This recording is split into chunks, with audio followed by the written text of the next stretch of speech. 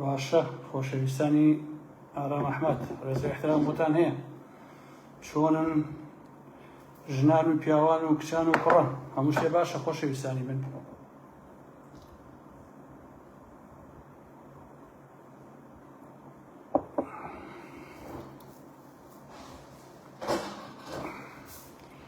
بەخێر بێن سەر چاو وردەوە دەبا هەموو بەڕێزان کۆ ببنەوە و کاتە یەک تۆ قسەتان بۆ کەم و لایڤە گەورەکەیش ئەخێنە کاتێکی تر دایم کەی مەجاڵمانە بێت تەرتیبی ئێستا هەموو شتێک باشە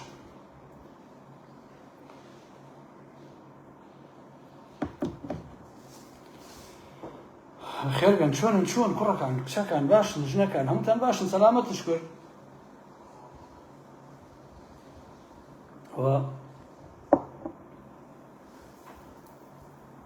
شای ئەحمەدی و ئاسکەکەم تێکەڵاو کردووە ئاسکە نازانم شێ مەڕی شێویە گاکیویە خۆ نازانم شتێکی وایە ئەوەیە یاخوا بەخێر بێن ئەوە سینێک دوو دەقە تا بڕێگە و ڕەفیقانە کۆ بنەوە دواییش هەندێک قسەتان بۆ کەم ویتە بەجێتانە هێڵم هیچ درێژی ناکەمەوە ڕاستی کاتەکە هیچ درێژکردنەوە نییە تەنها چەند زانیاریەک ئەخەمە ڕوو بۆ خەڵک و بنەوە و هێزانەی کە خوان بە سیاسی زان و هەمووشیان بازرگان لە حەقیقەتە قوربانی تۆ خاڵە مەریوان احترام بۆ دێبە ساقەوە لە خزمەتە کاک مەریوانگیان لە خزمەتە بە ساقەوە ئارە وەڵا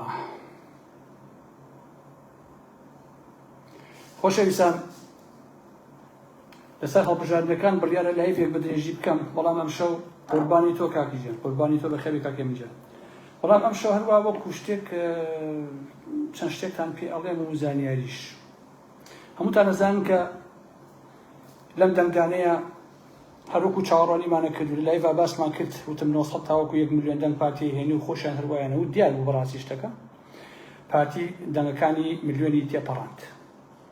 ئێستا پارتی بەداخەوە بەڕاستی لە یەکەمین هێزە لە عێراق نەک لە هەرێمی کوردستان و لەم بابەتانە لە هەموو عێراقا هێزی یەکەمە لەبارەی دەنگدان و ئەو نفوسە کۆمەڵایەتی کە هەیەی هەموو هێزەکانی سەر ساحەی کوردستانیش بەیەکێتیەوە بە هەمویان بەقەدەر پارتی دەنگیان نهێناوە ئەمەش ئەگەڕێتەوە بۆ چی؟ ئەگەڕێتەوە بۆ سیاسەتی لاوازانەی یەکێتی لەو سەردەمەیشەوە کە مام جەلال خۆی لە ژیانە ما بۆ بەڕاستی ئەگەڕێتەوە زیاتر بۆ سەردەمی ڕێکەوتنامەی ستراتیژی یەکێتی لەگەڵ پارتی و بنەماڵی بارزانیە ساڵی 92 کە ڕاپەیدەکەگە لە بیرمانە هەمومان یەکێتی کە جاشەکانیشی وەرنەگرت بەڵام پارتی هەمویانی وەرگرت ئەوە بوو هەولێرەڵێیت تەنانەت لە بارینان یەکێتی تەنگی بە پارتی هەڵچنی بوو بەڵام سیاسەتی تەسلیم بوون یا خۆ بەدەستەوەدانی یەکێتی وای کرد کە یەکێتی ئەوە بپوشێتەوە و بە تایبەتیش لەم سەردەمەیە کە ئازادیەکانیشی پێشێل کردووە کە کۆمەڵێک کاری هەڵەشە و کاری خراپی کرد لەبەرەوەیە کە بەم دەردەی ئێستا چووە کە هەیە هەمووتان ئەوەش ئەزانن کە بەرلاهین بەر لەوەی کە ئەوە دەمانیان ساڵێکە پەرلەمانی هەرێمی کوردستان هەڵبژاردننی بۆ کراوە ئەم پەرلەمانتارانە موچەی خۆیان وەرەگرن کەسیش دەوام ناکات و نە حکوومەت هەیە نە پەرلەمان هەیە نە هیچ ئەو حکوومەتەی کە هەیە ناویان ناوە کاربڕێ کرد کە بنەماڵەی بازانی حەزەکەن 100 ساڵ هەروە بێ هیچ کێشەیەکیان لەواقع بەڵام ئەو ئەندام پەرلەمانانە کە خەڵک دەنگی پیاون بۆی کە شتێک بکرێ بە شتێ هەمووی ئەوە ساڵێکە بۆ خۆیان دانیشتون مانگانە موچەی خۆیان لە هەژماری من وەرەگرن ئێخەن و جیفانیان بۆ خۆیان ئەوانە یەکێتی فڵان فڵان هەر هەمی پارتی هەمووی بەیەکەوە بۆ خۆیان ئەیخۆن و کەسیش بۆی مۆزوع نییە 20 پەرلەمان کۆ نابێتەوە پەرلەمانتار لە بابە ئێمە هەڵبژێراین بۆ ئەندام پەرلەمانی پێویستە پەرلەمان کارا بکرێت و پێویستە حکوومەت پێک بێ ئەم بابەتانە بەرحاڵ یەکێتی حکوومەتی دروست نەکرد لەگەڵ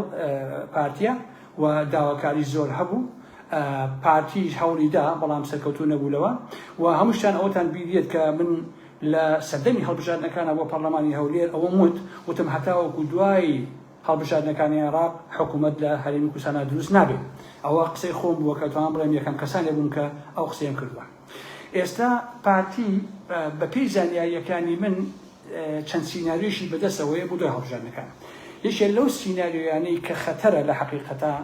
بۆیش ئەم کورتە لایڤم کە تاکو بە هێزەکان و بە خەڵک بە هەموو ئەمانەتان بڵێم ئەویش ئەوەیە ئەم یەکێ لە سیناریۆکانی بە حکمیەوەی بۆ نمونە لە هەڵبژاردنەکەی جاری پێشوو بۆ هین بۆ پەرلەمانی هەولێر پارتی 812,000 دەنگی هێناوە لەگەڵ 1994 بەڵام لەم هەڵبژاردنەیە هەر لە هەرێمی کوردستان 852,083 دەنگی هێناوە واتە نزیکەی 40,000 دەنگ پارتی زیای کردووە 40,000 دەنگ بۆ پارتی زۆرە خۆشەویستانی ئارام ئەحمەد یەکێتی لە هەڵبژاردننی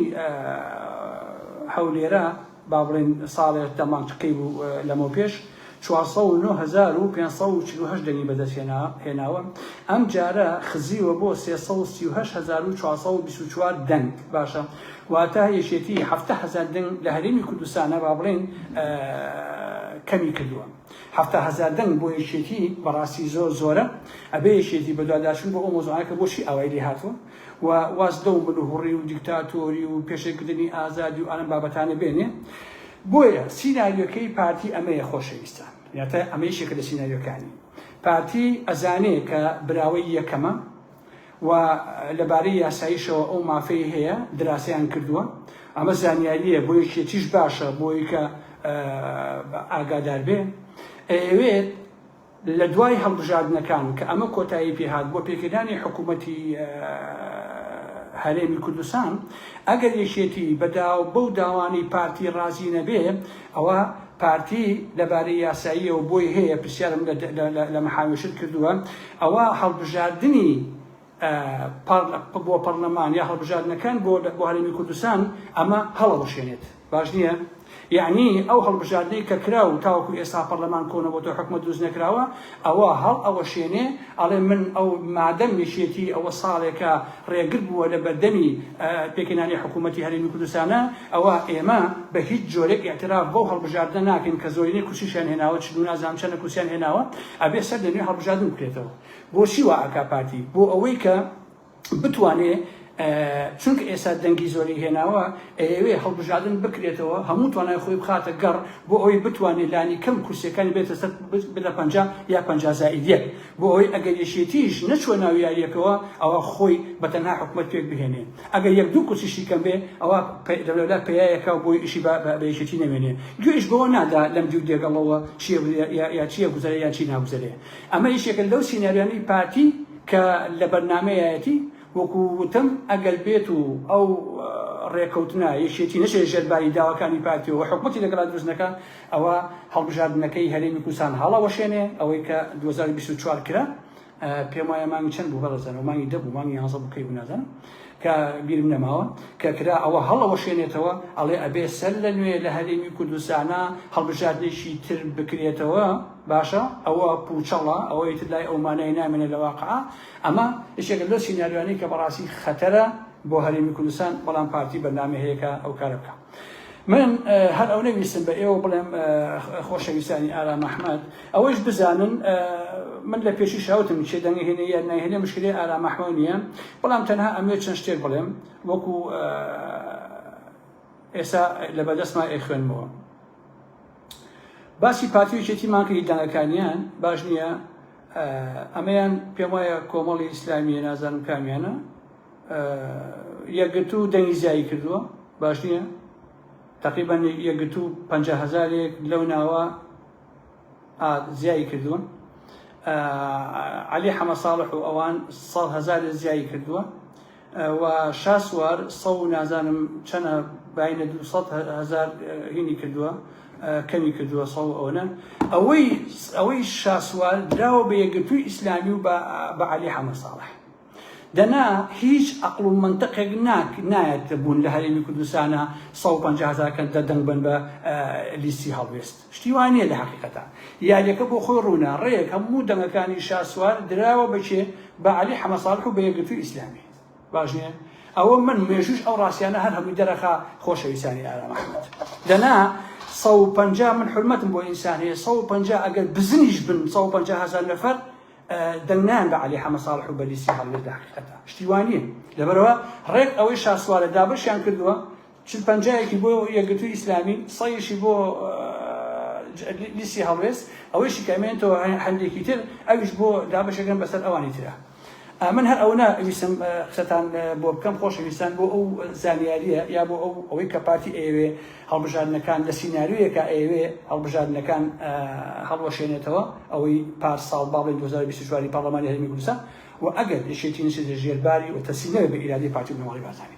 من هەر ئەوە نەمە بۆ خۆشەویستانی ئارام ئەحمەد هیوادارم کە زۆر باش و ئاسە دەبن حرمەتم بۆتانەیە بەخواتان ئەسپێرم و خواتان لەگەڵ تا جارێکی دێمەوە خزمەتان سەرکەوتوو بن و لە خۆشییا بن خۆشەویستان.